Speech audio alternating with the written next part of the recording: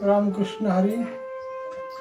तया सर्वात्मका ईश्वरा, स्वकर्म कुसुमाची विरा, पूजा केली होया पारा तोषाची लागी.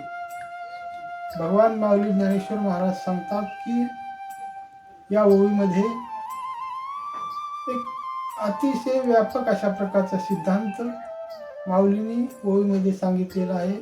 त्याचा आपण विश्लेषण करणार आहोत, विवरण करणार आहोत, जे की अतिशय कठीण अशा प्रकारचे माऊलीचे शब्द आहेत. थोडक्यामध्ये 5-10 मिनिटांमध्ये हे काही सांगण्याची, त्या ठिकाणी विश्लेषण करण्याची आपली काही क्षमता नाही, परंतु आपण प्रयत्न करूया.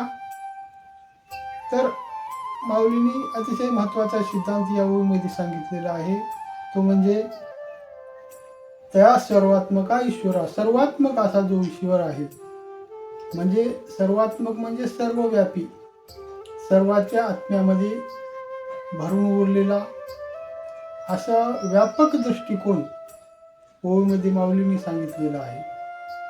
आणि त्या व्यापकत्वाचा विचार करत असताना आपण दृष्टांत म्हणून पाहू शकतो. नाथ महाराजांना वाळवंटामध्ये तहानेनं तडफडणारे जे काही गाढव आहे, त्याच्यामध्ये त्यांना काय दिसला? ईश्वर दिसला. माऊली म्हणतात, जे जे भेटे भूत ते ते मानिजे भगवंत, हा भक्तियोग निश्चित जाण माझा. भक्तीच तुम्हाला जर करायची असेल तर त्या भक्तीचं अतिशय सोपस्कर, सर्वांना पटेल, रुचेल आणि झेपेल अशा प्रकारचा सिद्धांत माऊलींनी सांगितलेला आहे. तो म्हणजे सर्वत्र ईश्वर पहावी. विठ्ठल जळी स्थळी भरला, रिता ठाव नाही उरला. आजिव्या दृष्टीने पाहिला विठ्ठलची. किंवा तुकोबाराय म्हणतात, विष्णुमय जग वैष्णवाचा धर्म, भेदाभेद भ्रम अमंगळ. हे जग विष्णुमय पाहणं हाच खरा वैष्णवाचा धर्म. सर्वत्र तुम्हाला व्यापक परमेश्वराची प्रचिती येणं हा खरा अनुभव आहे. तुकोबाराय म्हणतात, आणू रेणू या चोपडा, तुका आकाशा एवढा. तुकोबारायचं मन इतकं व्यापक झालेलं होतं, अणुपेक्षा लहान आणि आकाशा एवढा अशा प्रकारचे जे तुकोबाराय म्हणतात, ते या ठिकाणी आपल्याला संतांच्या वाङ्मयातून, संतांच्या अभंगातून, संतांच्या ओव्यामधून याची ती प्रचिती येते. दुसरा सिद्धांत माऊलीने सांगितलेला आहे, तो म्हणजे स्वकर्म कुसुमाची विरा. स्वकर्म कुसुम म्हणजे आपण जे काही काम करतो, जे कार्य करतो आहोत, ते कार्य आपण स्वार्थासाठी, आपल्या पोट भरण्यासाठी नाही, तर ईश्वर सेवा म्हणून करायचं आहे. तुम्ही शेती करत असाल, तुम्ही डॉक्टर असाल, विद्यार्थी असाल, ज्या क्षेत्रामध्ये कार्य करत असाल, सैन्य भरतीत असाल, तुम्ही जे कार्य करता ते कार्य म्हणजे केवळ ईश्वराची सेवा म्हणून प्रामाणिकपणे जे कार्य करतो आपण, ते कार्य ईश्वराला पावन होतं. ईश्वराला ते अर्पण करायचं आहे.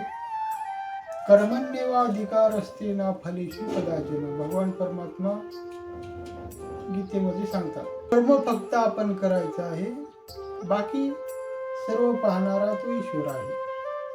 आणि मग असं असताना आपण जे कार्य करतो ते कार्य, हे अर्जुना, आपल्या कर्माची पुष्प आहे, ते फुल स्वरूपामध्ये देवाला अर्पण करायचं. तुम्हाला बगीचेमध्ये जाऊन फुलं आणण्याची किंवा पाणी घालण्याची काही आवश्यकता नाही. देवाला प्रसन्न करून घेण्यासाठी हे एक कार्य करायचं आहे. स्वकर्म कुसुमाची विरा. हे विरा, हे अर्जुना, तुझी कर्म देवाला तू अर्पण कर. आणि मी हे केलं, मी ते केलं अशी भावना मनामध्ये ठेवायची नाही. मग तो परमात्मा त्या ठिकाणी प्रसन्न होतो, तोषाची लागी, तो आनंदित होतो. देवाला आनंदित ठेवायचे असेल तर हे कार्य करा. तया सर्वात्मका ईश्वरा, स्वकर्म कुसुमाची विरा, पूजा केली होया पारा तोषाची लागी. अशा कर्मानं देव प्रसन्न होतो. असा थोडक्यामध्ये दृष्टांत स्वरूपामध्ये ओवीचा सिद्धांत आपण सांगितलेला आहे. तो तुम्हाला कसा वाटला हे या ठिकाणी कमेंट करून सांगा.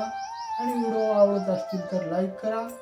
आणि मुख्य म्हणजे पुढच्या व्हिडिओमध्ये आपण कुठला विषय घ्यायचा आहे, तुम्हाला काय वाटतं ज्ञानेश्वरीविषयी, कुठला विषय आपल्याला आवडतो तो कमेंट करून सांगा. धन्यवाद. रामकृष्ण हरी.